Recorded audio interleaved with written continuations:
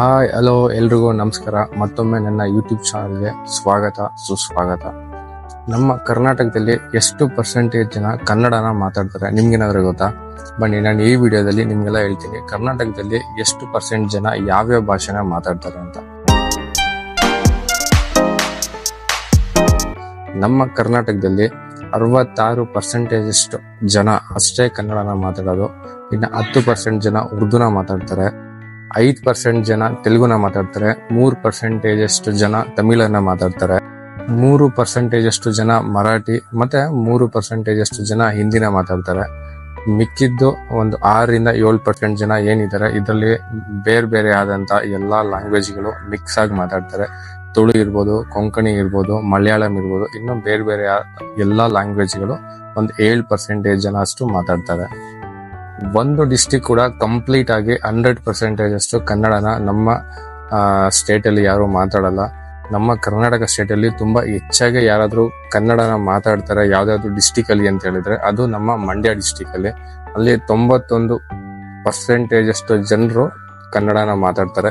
ಮಿಕ್ಕಿತ್ತು 9% ಅಷ್ಟು ಜನರು ಬೇರೆ ಭಾಷೆನ ಬಳಕೆಯನ್ನ ಮಾಡ್ತಾರೆ. ನಮ್ಮ ರಾಜಧಾನಿ ಬೆಂಗಳೂರಲ್ಲಿ ಕನ್ನಡನ ಎಷ್ಟು ಮಾತಾಡ್ತಾರೆ ಅಂದ್ರೆ ಶಾಕ್ ಆಗ್ತೀರಾ ನೀವೇನಾದ್ರು ಕೇಳಿದ್ರೆ. ಬರೀ 44% ಅಷ್ಟು ಜನ ಅಷ್ಟೇ ಕನ್ನಡನ ಮಾತಾಡೋದು.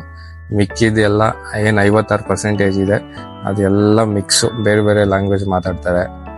ತುಂಬಾ ಕಮ್ಮಿ ಯಾವ ಡಿಸ್ಟಿಕ್ ಅಲ್ಲಿ ತುಂಬಾ ಕಮ್ಮಿ ಕನ್ನಡನ ಬಳಕೆ ಮಾಡೋದು ಅಂತ ಹೇಳಿದ್ರೆ ಅದು ದಕ್ಷಿಣ ಕನ್ನಡದಲ್ಲಿ.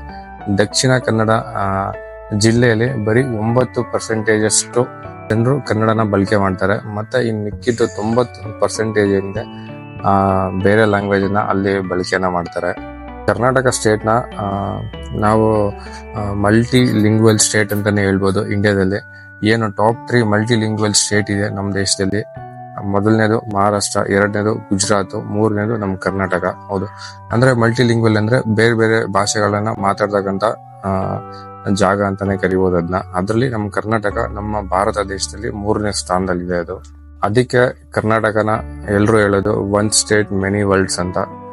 ನೀವು ಎಷ್ಟು ಭಾಷೆನ ಮಾತಾಡ್ತೀರಾ ಪ್ಲೀಸ್ ಕಮೆಂಟ್ ಬಾಕ್ಸ್ ಅಲ್ಲಿ ಕಮೆಂಟ್ ಮಾಡಿ. ನಿಮಗೂ ಯಾರಾದ್ರೂ ಬೇರೆ ಸ್ಟೇಟ್ ಫ್ರೆಂಡ್ಸ್ ಯಾರಾದ್ರೂ ಇದ್ರೆ ಅವ್ರಿಗೂ ದಯವಿಟ್ಟು ಕನ್ನಡನ ಹೇಳ್ಕೊಡಿ.